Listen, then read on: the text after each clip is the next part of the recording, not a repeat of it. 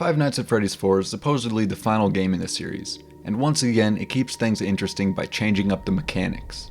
In this one you don't have a security system or power to manage. You're just a kid in his room at night, and rather than find out where the animatronics are with computer monitors, you have to run up to your doors and hold them shut if you hear something outside. This changes a lot. You play as a child in this game, which makes you feel more helpless than in the other games. Before, you would always play as a security guard, and in order to be a security guard you have to be an adult capable of taking care of yourself.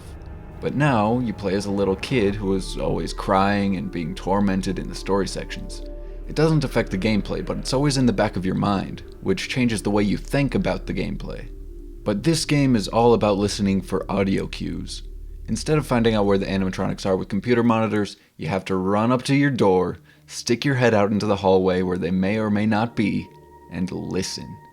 And since you have to listen so carefully, the jump scares end up being very effective. But since you don't keep track of where the animatronics are in the building, it doesn't feel as much like they're coming to get you, it just feels like they're there sometimes, and sometimes they're not. With Fredbear and Nightmare as exceptions. But it's kind of weird that the new character works the same way as an existing character. This game is pretty easy compared to the other games in the series. You don't have to manage your power, you don't have to distract animatronics, you just have to listen for the audio cues and react to them. It's less about planning when to focus on one problem or the other, you just have to deal with things as they come.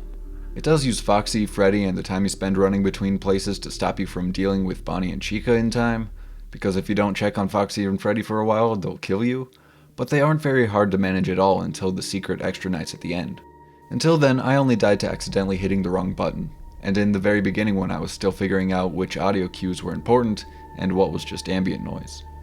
But perhaps the very best thing about this game is, since it has audio cues for everything, I think I can play it blindfolded like I did with the first one.